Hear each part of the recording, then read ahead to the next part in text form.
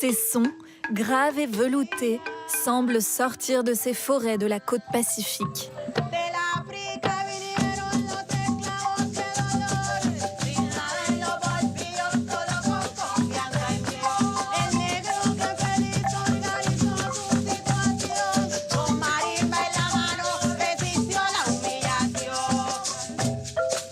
En Colombie, sur les rives du fleuve Guapi, dans le sud de la côte pacifique, la marimba de Chonta chante la mémoire des peuples venus de très loin.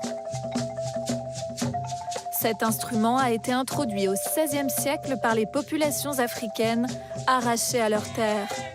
Et cette musique porte en elle l'écho des traditions musicales d'Afrique de l'Ouest. Longtemps confinée aux villages côtiers et associée à une population marginalisée, la marimba de Chonta est devenue l'emblème d'une mémoire collective. Et elle est aujourd'hui célébrée bien au-delà de la côte pacifique.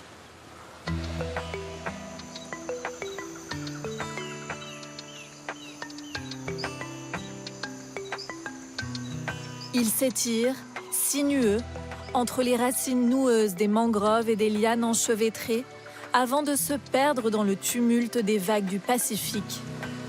Guapi n'est pas seulement un fleuve, c'est aussi une ville et une région, l'une des plus isolées de Colombie.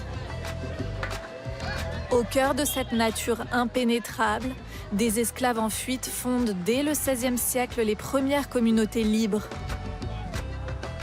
Ils découvrent dans la forêt le palmier de Chonta, au bois dur et vibrant, qui résonne comme l'écho des balafons d'Afrique, ancêtres lointains de la marimba.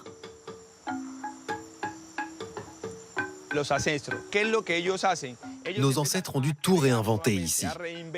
Ils sont parvenus à créer le son de la marimba grâce au palmier de Chonta.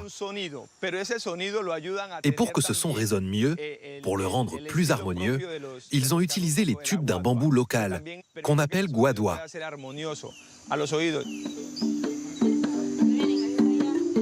La guadua, ce bambou géant emblématique de Colombie, remplace les calebasses africaines et devient la caisse de résonance de nouvelles mélodies. Loin des plantations de canne à sucre et des mines d'or dont ils se sont échappés, les esclaves fugitifs trouvent dans la jungle de quoi faire revivre leurs percussions ancestrales.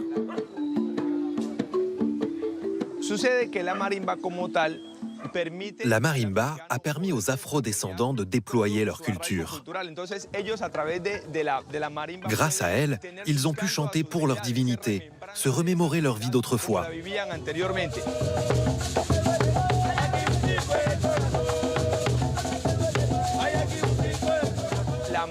La marimba est devenue un puissant vecteur de résistance pour ces hommes arrachés à leur terre et qui avaient refusé d'abandonner leur histoire. Elle les a aidés à se reconnecter à eux-mêmes et à leurs racines.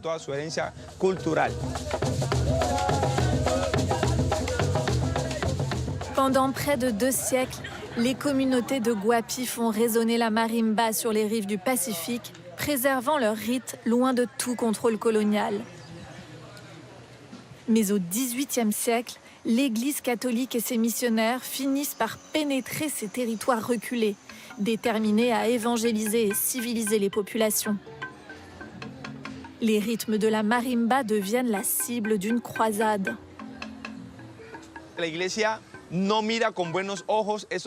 L'Église voyait cet instrument et tout ce qui lui était lié d'un très mauvais œil.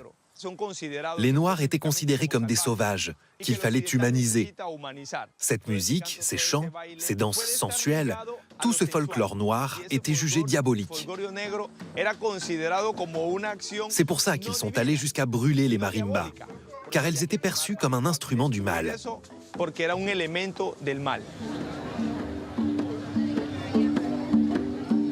Pour mieux évangéliser la population, les missionnaires catholiques finissent pourtant par tolérer l'usage de la marimba.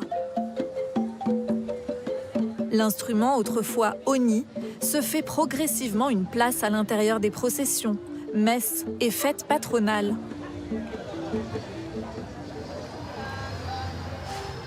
Au cœur de Guapi, dans la cathédrale de l'Immaculée Conception, les notes vibrantes de la marimba s'entrelacent aux chants religieux, unissant dans un même souffle mémoire africaine et foi chrétienne.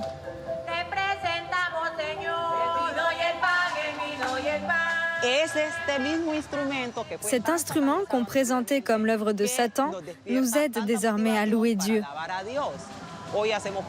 Nous faisons partie des chœurs de l'Église et la marimba est le pilier des chants religieux auxquels nous avons mélangé nos propres musiques.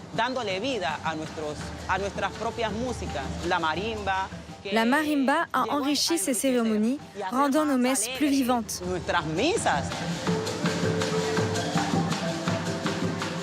En entrant dans l'église, la marimba de Chonta a dû se métamorphoser.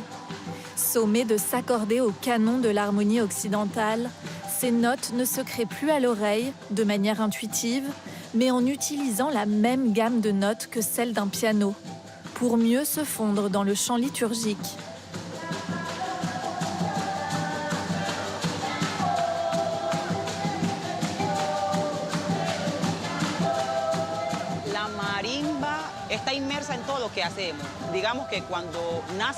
La marimba est présente dans tous les moments importants de la vie. Lorsqu'un enfant naît, nous chantons pour l'accueillir. Et bien sûr, la marimba est à nos côtés. Lorsqu'une personne décède, on lui fait nos adieux avec la marimba. Et pour les mariages, les cérémonies sont toujours très joyeuses grâce à elle. La marimba est aussi très présente lors des fêtes patronales. Nos instruments accompagnent les chants d'adoration à la Vierge du Carmen ou à Saint-Joseph. Elle est indispensable, c'est la reine, le centre autour duquel tout s'articule.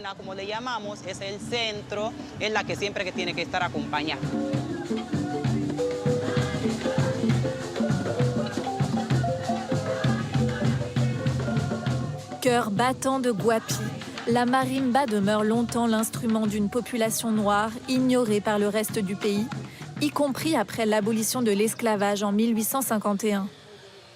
Loin des centres de pouvoir, la communauté afro-colombienne continue à vivre dans l'oubli sur ces territoires enclavés.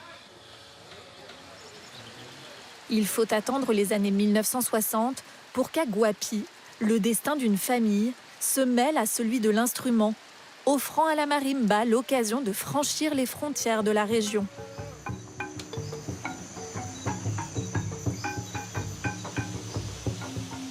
À l'intérieur de la maison en bois des Torres, plusieurs générations de musiciens se sont initiés à l'art de la marimba.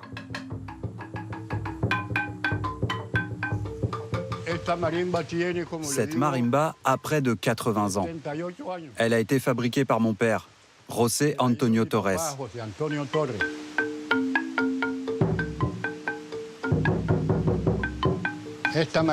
C'est sur cette marimba que nous avons appris avec mes frères et mes sœurs.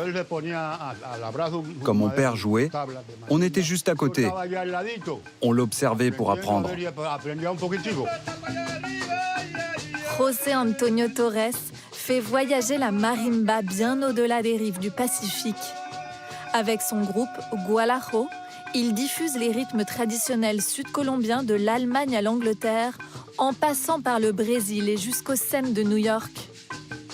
Il est reconnu en 2008 par le ministère de la Culture de son pays comme l'un des plus grands connaisseurs et interprètes de marimba de Chonta. Ses enfants comptent parmi les derniers maîtres artisans capables de construire et d'accorder les marimbas de manière traditionnelle.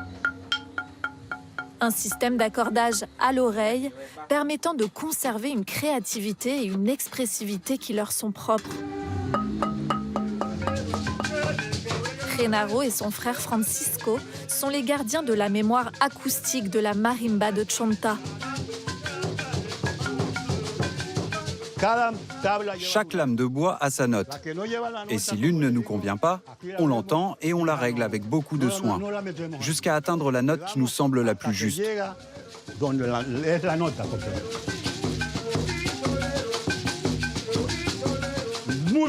Cette marimba, je l'aime. Quand on joue sur une marimba qui nous plaît, on oublie même la mort. C'est une grande joie.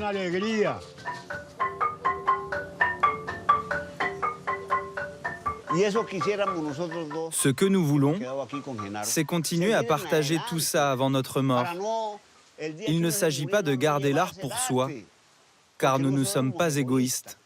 Nous voulons enseigner à tous ceux qui le désirent. Maintenant, certains l'accordent avec un accordeur de piano, mais ils perdent l'essentiel.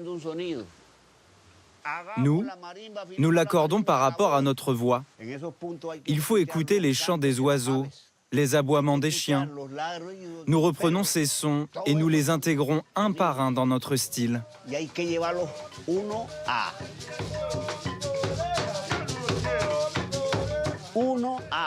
Si vous ne faites pas ça, alors vous ne jouez pas vraiment de la marimba. Ce n'est pas un piano, c'est la marimba de Chonta, le clavier de la jungle.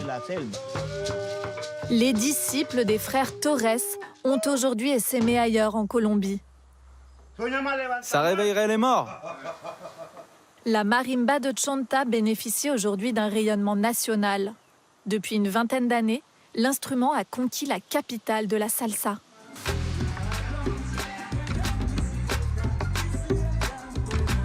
Chaque année, ils sont plusieurs centaines de milliers à converger vers Cali pour vibrer au son de la marimba. Le festival Petronio Alvarez est le plus grand rendez-vous de musique afro-colombienne du pays.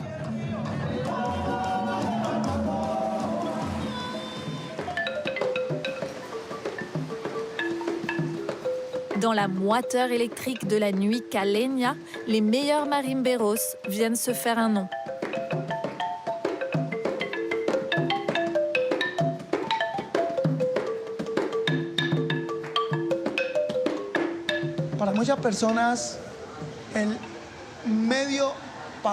Pour beaucoup de jeunes, la marimba est le moyen de sortir de Guapi. Aujourd'hui, la force de la marimba, son harmonie, sa mélodie ont tracé un chemin, une ligne vers d'autres mondes, d'autres visions. Moi, elle m'a conduit jusqu'aux États-Unis et même en Europe.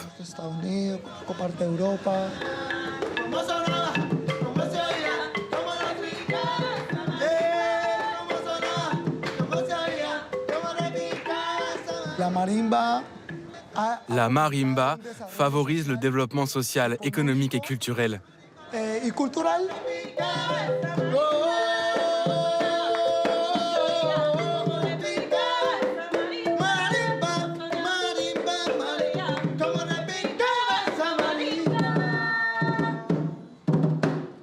Sí, señor.